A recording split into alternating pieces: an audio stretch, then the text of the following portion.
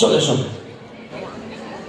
এইসব ক্ষুদে শিল্পীরা যারা রয়েছে, যারা আজকে এই মঞ্চটাকে শুধুমাত্র ফেস করতে এসছে এই কারণের জন্য যে আমরাও পারি, আমরা একটা মাইলস্টোন তৈরি করতে পারি। চাইবো এদের সাহসের জন্য একবার জন্য